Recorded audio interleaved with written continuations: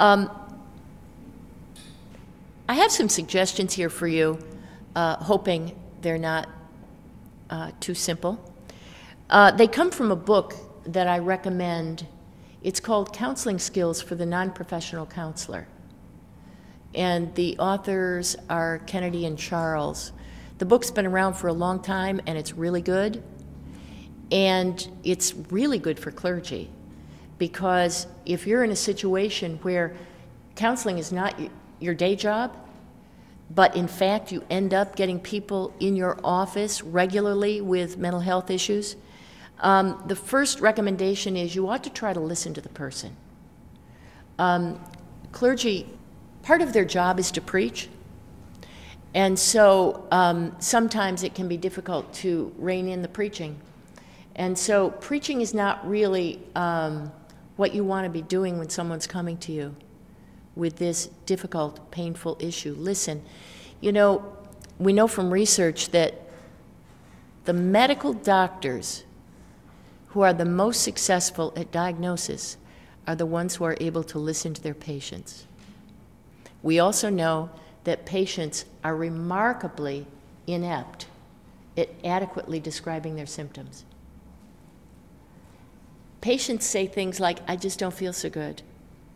Patients say things like, I don't know, it just doesn't, you know, I'm just not feeling very well. And so the really, really good medical doctor probes and asks and goes after the details so that they can listen to the patient. It's also important, I think, not to over-focus on the problems. It's a strength-based approach. People already know how much difficulty they're in. They already know that if they could have solved it themselves, they would have, and they wouldn't be sitting in your office. But what they might not know is how much strength and resilience they demonstrate. And so one of the things that you might want to ask people is, what have you experienced at other times in your life that were hard times, that were difficult, maybe even were catastrophic? What did you experience then, and how did you get through it? And suddenly you'll start to hear the enormous resilience that people have. And the last two guidelines are, don't try to do good and don't try to do well. And this has to do with, don't be over-focused on your own performance. The issue at hand is what the client's going through, not whether or not you will be very, very helpful to them. And let me just say something about the ever-present issue of countertransference. Countertransference is that experience that you have with a person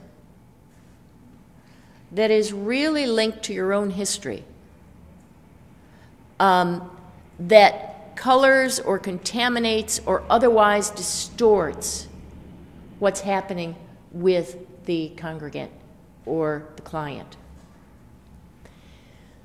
Sometimes the reactions you have are not countertransference. They are communications from the congregant or the client. So the difficult differentiation that you need to make is whether the reaction that you're having is coming out of your past, your history, your experience, or whether it's coming directly from the congregant to you, and you are responding to it. So, for example, you want to ask yourself the question, what is being done to you in the meeting? What is being done to you? For example, I feel helpless, angry, frightened, sexually aroused, depressed. You could feel any one of those things in your interaction with the congregant or the client. That may be all about you, or that may be the kind of issue that the client is presenting you with. For example, if you feel helpless, you may be with a person who is enormously dependent, who is eliciting from you a sense of helplessness. Or if you feel angry, you may be subject to the passive-aggressive maneuvers, however unconscious, on the part of the congregant or client. If you feel frightened, you may be in the presence of psychosis. That's not an uncommon response to psychosis. I feel frightened. So you want to take that feeling and use it diagnostically. Don't think to yourself, something's wrong with me. You might think to yourself, I'm on to something. I feel sexually aroused may be that you are, in fact, with a person whose personality is histrionic and seductive, and with a person who sexualizes all relationships, including this one. If you feel depressed, you may be with a depressed person and you've caught it because it's catching. Just as anxiety is catching. If it's in the room, you can get it just like the flu.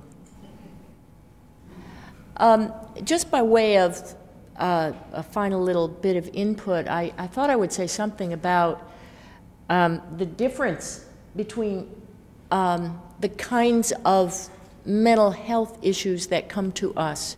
You want to make the distinction between neurotic symptoms, psychotic symptoms, and personality disorders. So, you know, if we look at Axis 1 and the DSM-4, we're talking about neurotic symptoms, and they present themselves in the form of depression. The most common presenting problem in clinical offices is depression. And that can be mild, moderate, or severe. It can be simple dysthymia. It can be something more. It can be a major depression which paralyzes a person and makes it unable or very difficult for them to function in their lives. The anxiety disorders are very common, and they include obsessive-compulsive traits and disorders. It includes PTSD. It includes panic attacks. What we need to know is that different therapeutic modalities are appropriate for different symptoms, and one size does not fit all. So, for example, if the presenting problem is a phobia, you are not well advised to do analytic treatment to go back to the early roots of the phobic behavior, because 7 years later you will be working on that, but it might not have accomplished so much. If, however, you choose cognitive behavioral therapy and you say, we will do a kind of desensitization procedure and we will go step by step by step, we will do some form of exposure therapy whereby your anxiety was up here and we'll bring it down to here and you will be able to cross that bridge, that's successful, and there's evidence to show in the research that that actually works. Rigid behavior, excessive dependency, pseudo-independence, compulsive behavior, all neurotic symptoms, all having multiple ways of presentation in your office. Psychotic disorders have to do with problems in thinking. So when you're dealing with psychosis, you're dealing with disordered thinking. And when you're with someone and you think, gosh, that's a funny connection. Gosh, I never would have put those two things together. When you have a kind of loose associations that leave you just slightly off balance, you at least ought to be thinking clinically about whether or not this person's thinking is grounded and rooted and organized. The obvious stuff or symptomatic presentation with psychosis that you won't miss are hallucinations, which are either visual or auditory, seeing things or hearing things that are not actually there. Delusions, which is faulty beliefs. I am Jesus Christ. Not true. And disorganized behavior or speech, flat affect that simply can lead to a kind of catatonic behavior. Those are some of the markers of psychotic behavior. Churches and other houses of worship are magnets for some mental illness. And so in the church, synagogue, and mosque and other houses of worship, you will get a certain percentage of psychotic behavior. And it's really hard to deal with. One psychotic person in the congregation or the group can pretty much blow it up. And the task of the clergy person is to manage it, and the way that you manage it is through referral. And there are even times when you must say, I'm sorry, but you can't be in the room. I'm sorry, but you can't be in the service. I'm sorry, but you can't be in the group, which feels counter to religious values and ideals. But what you are dealing with is the tension between individual need and communal need. That's the tension that you're always holding if you're the leader. And if you're the leader, you cannot let the needs of an individual subvert the good of the whole.